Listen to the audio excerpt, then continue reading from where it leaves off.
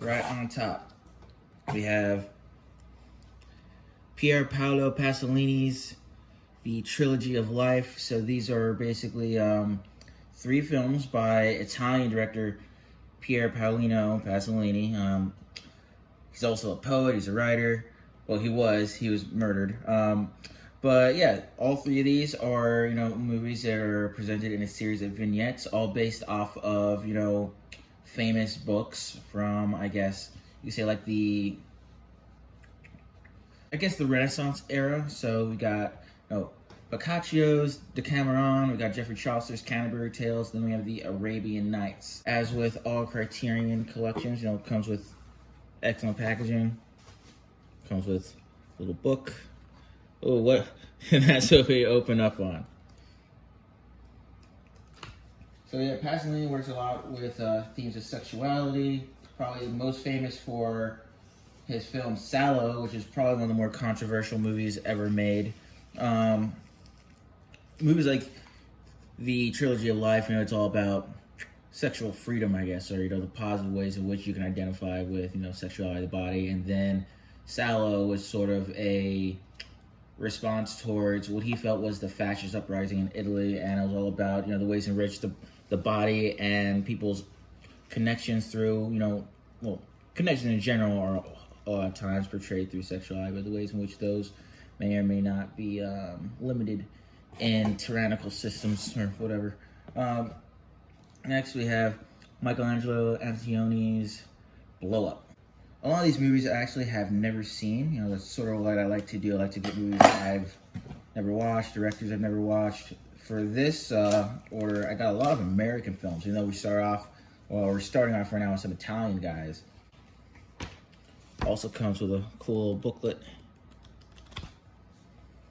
Blow Up, I'm not sure you've seen The Conversation, but Blow Up, and I got another movie similar to both of those films in here called Blow Out. I'm not sure there's a connection there, but I'm guessing there most likely is. Blow Out did come out after Blow Up. This is like 1962, I think. Blow Out's maybe 79. It's a De Palma film, and that's kind of where De Palma was also probably at his peak working, so that'll make sense.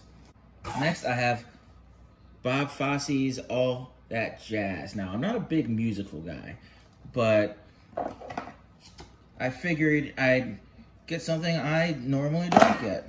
So I got a musical this time, and I do like musicals, just a lot of them I feel are garish.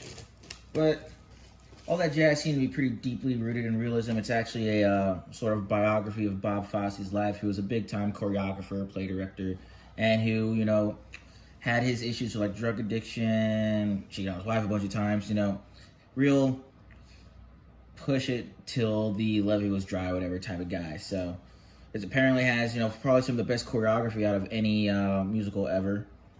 So yeah, I thought I'd check it out. Next in here is Jean-Pierre Melville's Les Samurai. Now, Melville, I guess, is most famous for his sort of French adaptations of noir films. But as you can tell, Les Samurai, there's going to be, a lot of Shanbara influence, so like Kurosawa, some Ogashi stuff. But essentially, it's about a hitman who leaves some witnesses behind. So it's about him trying to set up his alibi, but also trying to run from, the police. And the police are, uncommonly competent in this movie, from what I understand. So this is one of the ones I was really looking forward to. I've had this on my list for years and just never got around to it. Next, I have Terrence Malick's Days of Heaven. This is like the only one in here that I have actually seen, but I don't have any Malick in my my collection. And I love me some Malick. A lot of beautiful landscape shots. I kind of liken him to an American Kurosawa in his, I guess, sense of the scale of place or context and how the surrounding area of a film or the sets, the scenes, or what have you. He's very scene-oriented as opposed to like plot-oriented, even though this is one of his early works, so it is pretty plot-heavy. But the ways in which, I guess, place informs action, I guess. That's what I'd say for a lot of Malick's work. So this one is about, a guy and his girl that flee Chicago to work on a farm. Farm owner's rich, and he's not doing too well health-wise. So Main character, played by Richard Gere, very well. I never know if I pronounce his name right. Convinces his girlfriend to seduce the owner of this farm so they can try and get the inheritance once he dies, or try to get the farm once he dies. And as you can probably expect, because it's a movie, doesn't go extremely well. Next in here, I have David Cronenberg's Videodrome. Okay, so I actually have two movies I have in here that I've seen, because I have seen Videodrome. It popped up, and I was like, oh my god, I haven't seen Videodrome in forever. It's super hard to find. It's early Cronenberg. Very eerie tone, surreal. Of course, with Cronenberg, you have a solid amount of body horror, but, I think that with a movie like Videodrome, if you were to see it, you wouldn't be too put off by the body horror aspects, but more so just the unflinching depictions of violence. It's kind of like Happy Games in the sense it really was doing is, putting a lens up to the human, or I guess maybe even the modern human, actually no, the overall human fascination with violence and sadism, and wanting to see things like that, the connection between voyeurism and sadism. And it's really, it's an indictment of that sort of darker part of human nature. So yeah, big fan of that one. Wasn't too sure about this one. This is A Brief History of Time. It's an Errol Morris documentary about Stephen Hawking. I was kind of hoping that it'd be, really informative, but after I ordered it, I did a little bit more research, and it appears to be, more so just about Hawking as a person. He's a cool guy, but I was really ordering this, or when I ordered it initially, I was kind of hoping it'd be more about the information than Hawking's life, but it's something different for the collection. Only a documentary I'm going to have as of yet. Next is Hiroshi Teshigahara's Woman in the Dunes. So when I was reading up on this one, it was described as Sisyphean. And if you're not familiar with the myth of Sisyphus, if you know me personally in my real life, you absolutely are, because I never shut the fuck up about it. But Sisyphus pissed Zeus off, and he was condemned to push a rock up a hill for all eternity. Once it gets near the top of the hill, it rolls back down.